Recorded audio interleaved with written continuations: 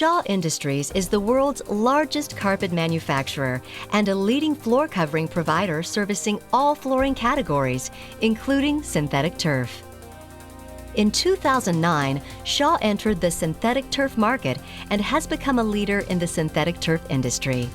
Since 2009, Shaw has expanded with sports turf, Southwest Greens, and Shaw Grass, making up the entire Shaw Turf division. Shaw Sports Turf Research and Development Center has a full-time staff including Dr. Phil Strickland, a top veteran in the industry. Housed in a 75,000 square foot laboratory, Shaw Sports Turf has a dedicated 13,000 square foot sports lab, complete with testing equipment, and an 18,000 square foot outdoor turf field testing area, making it the largest and most expansive sports turf research facility in the industry.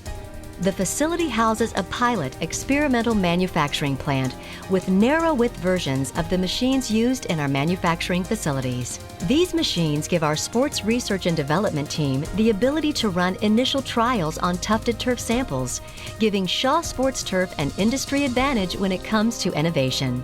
The equipment in the pilot plant is dedicated to tufting, twisting, texturizing, air entangling, coating, and yarn development.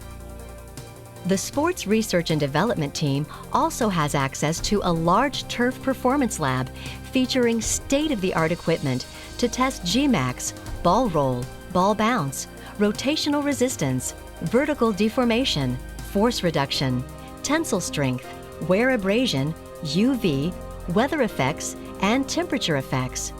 This laboratory is the largest and most advanced research and development center of its kind in the United States. Shaw Sports Turf does G-Max testing, which is a fundamental tool of athletic field safety testing, measuring high-impact interaction between the athlete and the surface of the field.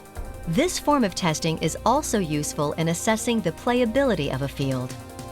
The G-Max is measured by dropping a 20-pound mass containing an accelerometer from a height of 2 feet. The deceleration time curve obtained from the accelerometer is plotted with the maximum of the curve being the G-Max.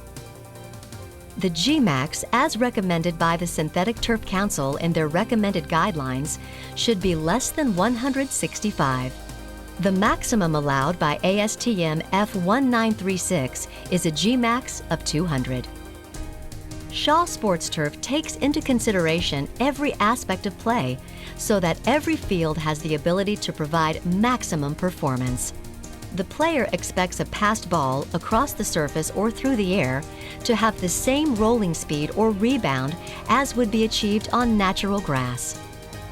Ball roll is measured by measuring the distance a ball rolls after it rolls down a ramp from a height of 1 meter.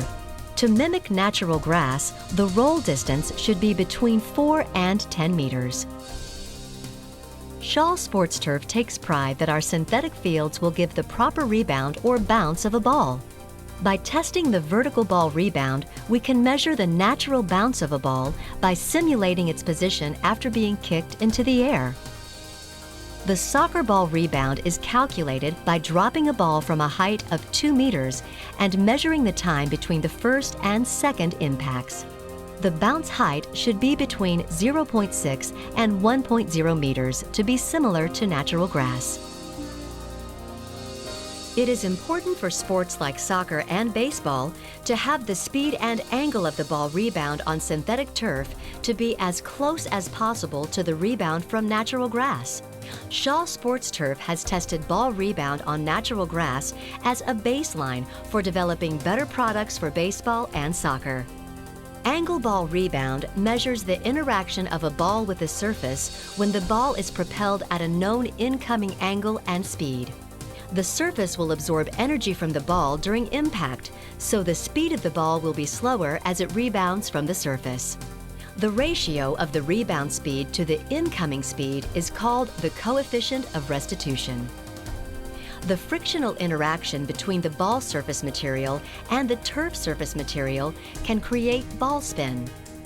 High frictional interactions will create high spin on the ball, while low frictional forces impart less spin and may allow the ball to slide or skip on the surface. The frictional interaction amount of energy absorbed will determine the rebound angle on the ball. To give a player the ability to maneuver on a synthetic field just as they would on a grass field, Shaw Sports Turf measures the torque required to rotate a set of cleats through the turf.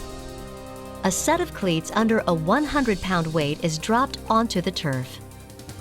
A torque wrench is used to measure the maximum force required to rotate the cleats 90 degrees through the turf. To protect the joints in the player's knees and feet, the torque should be between 25 and 50 Newton meters. The energy resulting between the contact of the athlete's foot and the synthetic turf surface is either absorbed by the surface or returned to the athlete. Running on a hard surface returns a lot of force to the athlete that must be absorbed by the lower extremity joints. A measurement of how much this force is reduced by the turf is called force reduction.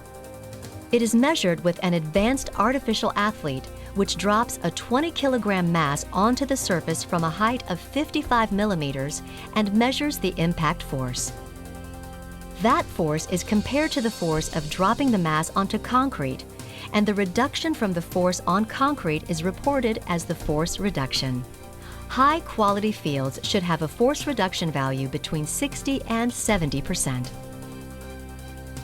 To ensure that our synthetic turf fields give a more firm surface so the athletes can run and turn directions faster, Shaw Sports Turf tests the vertical deformation, which measures the stability of a surface by the amount that the surface gives in to impact. The vertical deformation is how far the plate under the mass penetrates into the turf surface during the impact. A soft surface will deform more than a firm surface. The athlete exerts more energy to push off a soft surface and will be more likely to become fatigued during a game. To provide a firm surface that allows the athlete to perform at a high level and not increase the level of fatigue, the vertical deformation should be between 6 and 10 millimeters. Shaw Sports Turf Research and Development Team is at the forefront of the advancement in making better performing, safer, and more durable synthetic turf fields. Our team thinks outside the box and constantly looks at new ways to provide better playing surfaces. As a result of this commitment to research and development, Shaw Sports Turf products are considered the best that this industry has to offer and gives customers a peace of mind in knowing their athletic fields are state-of-the-art. Achieve more with Shaw Sports Turf.